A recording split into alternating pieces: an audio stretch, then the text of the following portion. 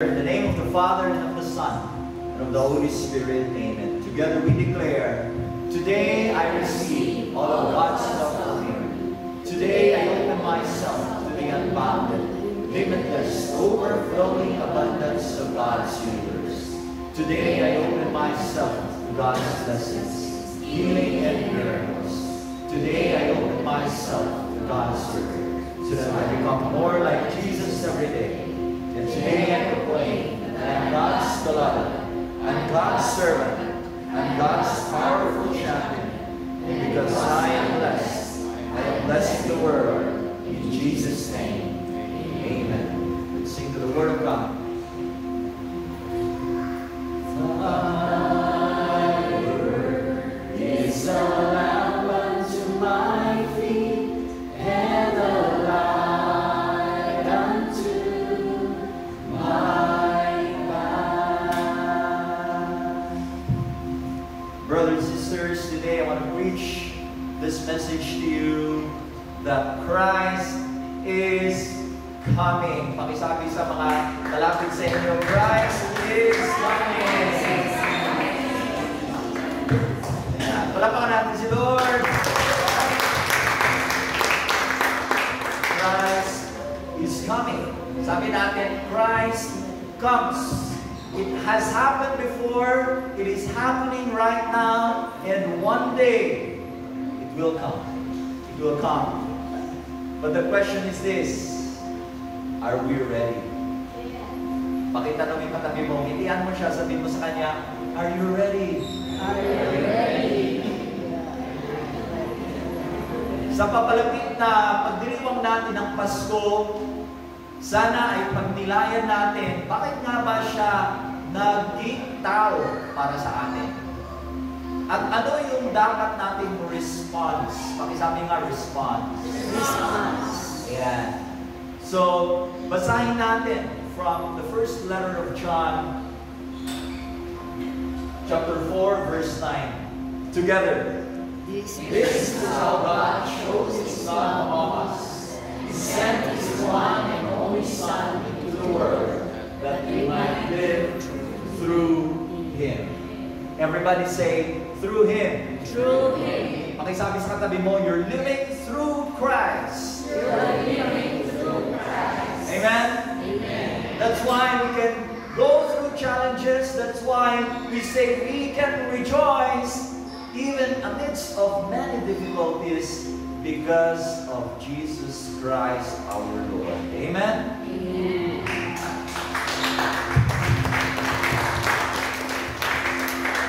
I invite you to close your eyes, put your hands over your chest as we pray. Father God, thank you for sending your Son Jesus to us. We thank you for the gift of the feast, for the gift of the Church of Hell. Because through this, as we gather, we believe that you come to us. And right now, we want to receive you, Lord. We open our hearts and our minds to you.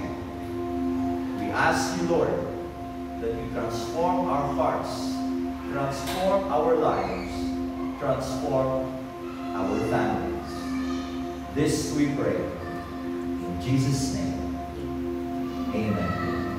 Let's sing to the Word of God.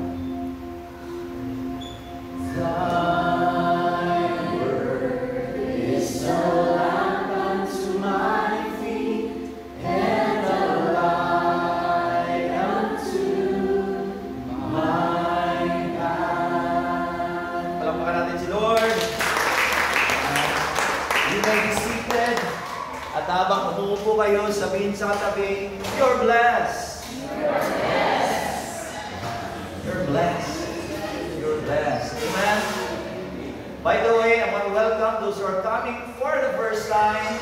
Where are they? Can you give them a clap? Welcome to East Baguio. Antonina, we met visitors from Feast Bay area. Welcome! Alam mo, feeling close po ako kasi doon ako nagsimula mag-feast sa Bay area. So thank you for joining us. In And it's so wonderful because this is our grand finale for the year. The last feast for 2024. And thank you for coming. Thank you for showing up. Because in the coming weeks, yes, you'll be spending time with your families, with your friends, and we'll see each other come January 5. Yes? Everybody say, Christ is coming. Christ is coming. And we want to reflect on this message because we really have to prepare. And we ask ourselves, are we ready? Handa ba tayo? Kaya tanongin mo, alin yung katabi mo, are you ready? Are you ready? Kasi yan yung mensahe ng Adviento. Pag sinabi natin Advent, sabihin nyo Advent. Advent. Ang Advent ay nanggaling sa dalawang Latin word na advenere. Ibig sabihin, to come to, or coming. Para yung pagpunta nyo dito, you're coming. But when we say Advent, it's Christ coming. It's in anticipation to the coming of Christ. And tayo sa ating simbahan, we reflect on the coming of Christ in 3 perspectives. Ilang perspectives? 3. Tatlo po. So, una is the first coming of Christ. This has happened more than 2,000 years ago when the first Christmas happened. Amen? In Bethlehem. In the little town of Bethlehem. The first coming of Christ. But the second perspective is this. The second coming of Christ. When is that gonna be? We don't know. But we say, on the last day. Everybody say, on the last day. On the last day. And we're preparing for that. But also, when we say on the last day, minsan, yes, we're talking about like the end of the world. But sometimes we also think of when our last day comes on earth. And we need to be ready for that. Brother Chris, parang anti-climax yung message mo, no? Parang, but it's part of our lives. It's part of what we're preparing for. And we need to reflect on that this Christmas. Alam niyo ba, narinig ko si Father Mike Smith. Sino? Ang kilala niya? Father Mike Smith, very good blogger also. And sabi niya, why don't you reflect that on this last day, on your last day, and say, what if? Sabi mo sa katabi mo, what if? What if December 25, 2024 is your last day? Brother Chris, matindi yan na. But really, are we ready for that? When it happens, are we ready? But the third perspective is this. It's the coming of Christ in our hearts every day. Through the church, through the sacraments, as we gather here, we believe that Christ is coming. Amen? Amen. When we share the Word, when we read the Bible, when we break open the Word, we believe that Christ is speaking to us, and of a certain degree, we're receiving Him. Amen? And when we go to Mass, receiving the Holy Eucharist, Christ comes to us. And so in these different perspectives, Christ comes. Yes? Now when we say that Christ comes, bakit nga ba nangyari yan in the first place? Bakit nga ba itong Christmas ay nangyari? Bakit nga ba sabi natin that the Word became flesh? Bakit ba itong second person in the Trinity ay bumaba? Itong Diyos na to ay nagkatawang tao. Bakit?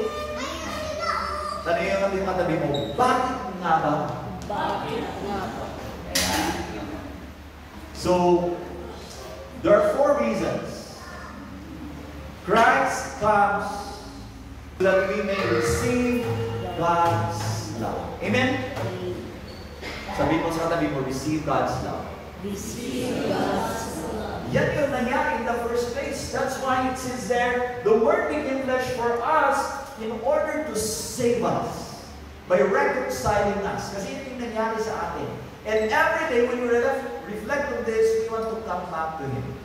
Taas kamay, sinong nagkamali sa atin this 2024? Sinong nagkasala in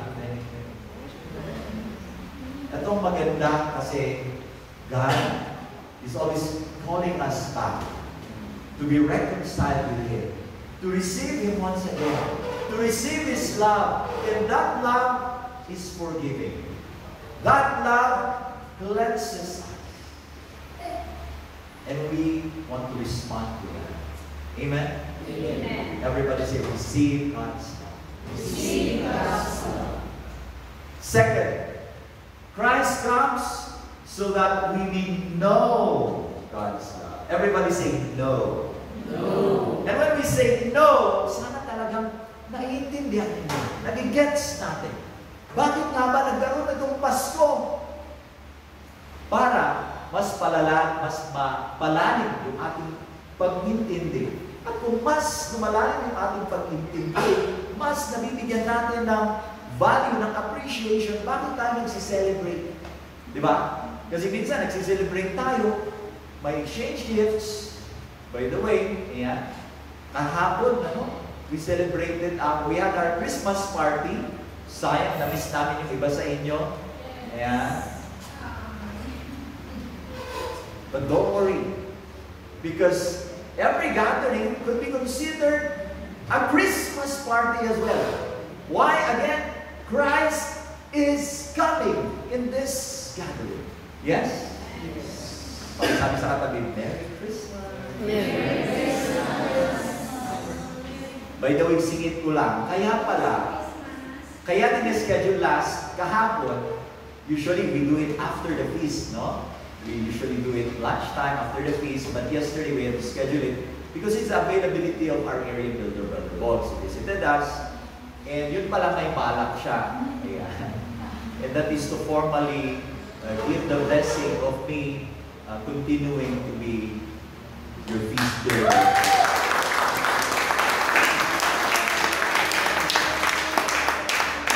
And so, it's a brand new year for me. For all of us, and it's going to be a wonderful ride in the coming days. Why? Because we believe that Christ is working in all of us. Amen? Amen. Pagiging ang balikat ng nasa kanan, sabihin mo sa kanya, get excited for more. Get excited for more. So Christ comes so that we can know God's love. It says there, and we've been reflecting on this, sa ating series na Come and See, that the Word became flesh. Right? Paulit-ulit natin nilayan yan. At ano yung Word na yan? Si Jesus. Who is God? In this, the love of God was made manifest among us. God sent His only Son into the world so that we might live through Him. At dahil dito, di ba, nangyari yung siguro, madalas nating i-quote na John 3:16. Ayan. Can we together recite that one? For God so loved the world that He gave His only begotten Son, that whoever believes in Him will not perish, but have eternal life. Everybody say, believe.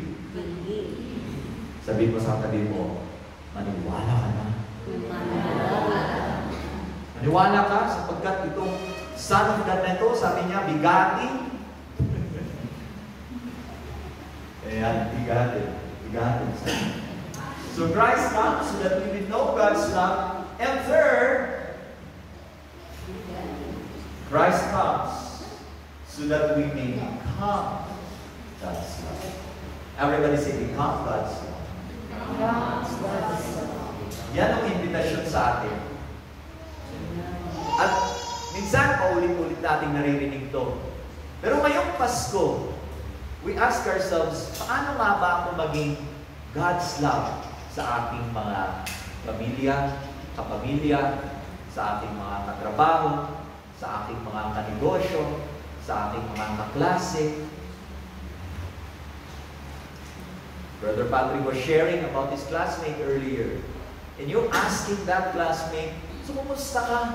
I believe that is being God's love to that classmate. Amen? Maybe you need to lend a listening ear to someone this Christmas.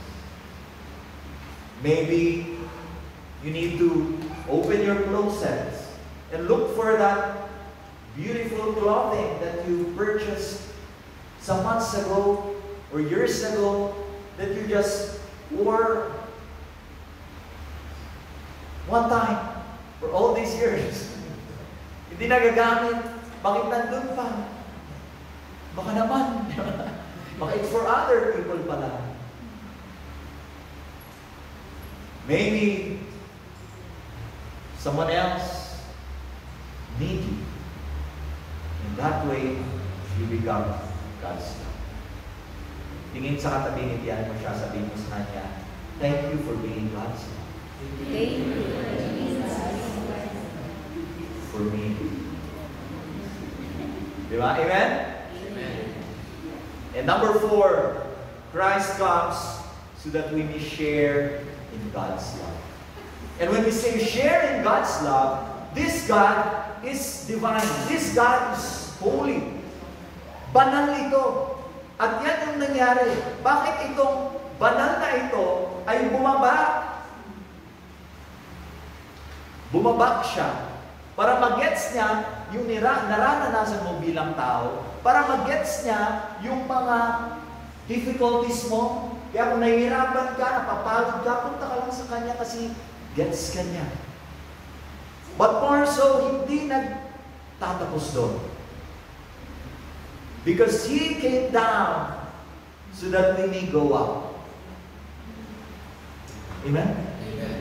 Naging tao siya para tayong mga tao ay makipag-share sa Kanyang kaharian.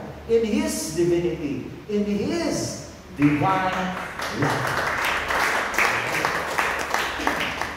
And sana maintindihan natin to para, di ba? Yung galaw natin, pag pumunta tayo sa feast, pumunta tayo sa misa, pag nakikiparty tayo, there is this something in our mind that will help us live better lives, behave better, make better decisions even if sometimes it's difficult.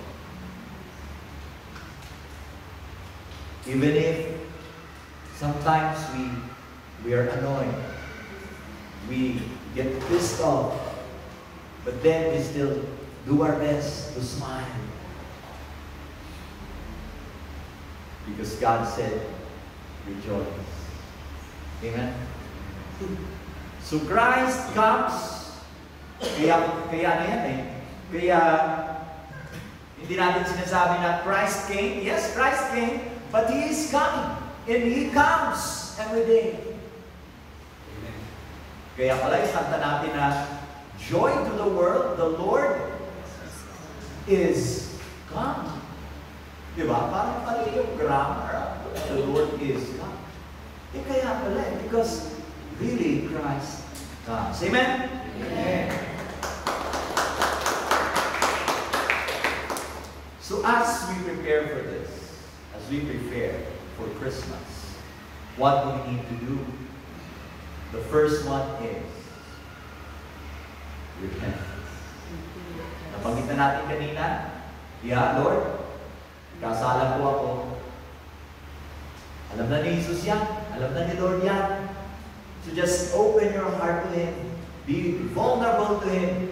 Huwag mo nang itago kasi alam niya. Ako hindi ko alam, pero alam niya. Sabi ni John, repent for the kingdom of God is at hand. Second, renew. Everybody say renew. Renew. Kaya itong mga mensahe nito, it's not something that's very new, correct? But we are reminding ourselves of these messages for us to renew our commitment, renew our yes, renew that, yes, Lord, I want to receive you so that I will be Jesus to others. Kaya ang dasal natin, yan nasa Salmo 51 verse 10. Create in me a clean heart, O God, and renew a steadfast spirit within me. Can we read that together again? Create in me a clean heart, O God, and renew a steadfast spirit within me. Amen?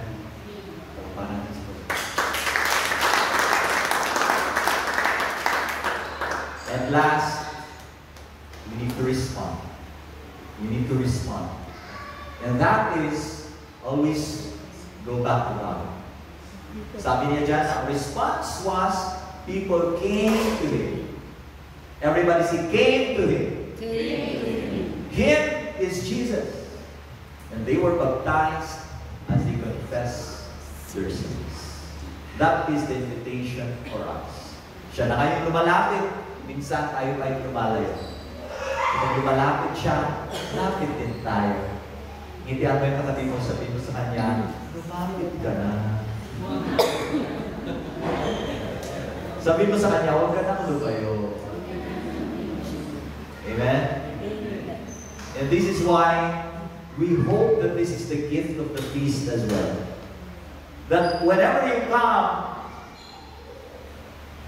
whenever you're visiting other places and there's a feast there, you go to that feast and you feel God's embrace, God's community. Because really, God is here. And so we respond.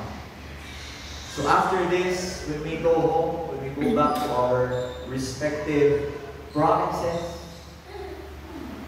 we share whatever we've been receiving here.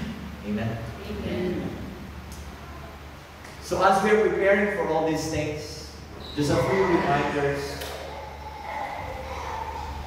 Sabi natin, minsan pag nagmimisa si Father, sabi niya, as we wait in joyful hope for the coming of our Savior, Jesus Christ. So dito pa lang, marami tayong pwedeng pag-reflekan as we wait. Everybody say, as we wait. As we wait. Habang naghihintay tayo, ano yung mga pwede natin gawin? Eto. We patiently wait. Patiently wait. Everybody say patient. Patiently wait. Sabi niya dyan, be patient, beloved, until the coming of the Lord. And patient here also means being persevering, being persistent, being constant. Bakit importante ito? Sapagkat tayo, di ba, alam natin na madali maging good boy once in a while. Paminsan-minsan, di ba? Ang daling maging your best self once in a while. It's very easy to be excellent in school once in a while. It's easy to be excellent in what you do, in speaking, in your work as a project manager, as an accountant, as a teacher, as a guard, as a janitor. It's easy to do that excellently. Paminsan-minsan. But it's difficult to do it consistently. In the word patient comes persevering, persistence. And yan ang invitation sa atin. What do you do when you're losing that fire? Paano pag you're having these projects and then bakit parang walang result? Patapos na yung taon 2024, Lord, asan na? Pero sabi niya, patiently wait, perseveringly wait. Amen? Amen. Sabihin sa katabi mo, bumitaw. Sabihin mo sa kanya, kasama mo si Lord. Second, yan. Dapat, as we are patiently waiting, we are joyfully preparing. Ngintian yung katabi, sabihin mo sa kanya, rejoice! Rejoice! Yan yung sabi ngayon eh, di ba? Rejoice! Rejoice in the Lord always. Hindi niya sabi, rejoice when you receive blessings. Rejoice when you know that you have received your bonus. Di ba? He said, rejoice in the Lord always. Inulit pa niya, I say it again, rejoice.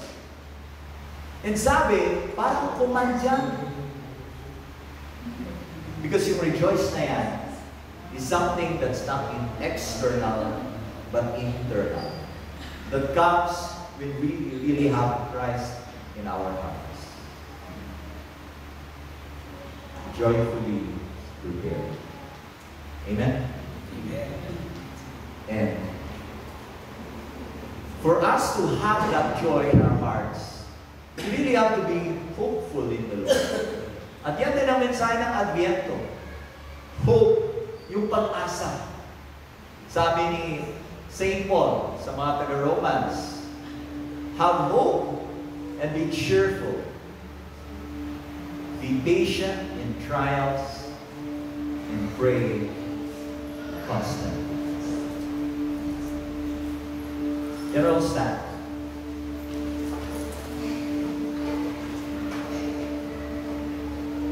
Today, let us have that hope and the joy in our hearts, because really Christ is coming and we want to welcome Him. There will be days when it gets difficult. Pero sabi niya, darating naman talaga yan eh. Trials, tribulations, they will come. Hindi na sinabi niya tatanggalin niya yun. Hindi na sinabi na, I came so that these things will be removed. Did not say that. But maybe in the last day, when all things will be well, but not yet in this world. So what we need to do is to pray constantly. To pray constantly. Brother Chris, ibig bang sabihin, pagpasok ko sa opisina, pagbulo ko sa yung door, diba? Our Father who art in heaven, sinasabi ko, good morning, Mama. Yan ba? Yan ba yung pray constantly? Well, not necessarily. But you are in the spirit of prayer. You know that when you go to work, you know that when you go to school to take your last exams for the year, when you go to your business, when you go to your reunions, family reunions, at andyan na naman si tita, lagi niya akong tinatanong na, alam mo na,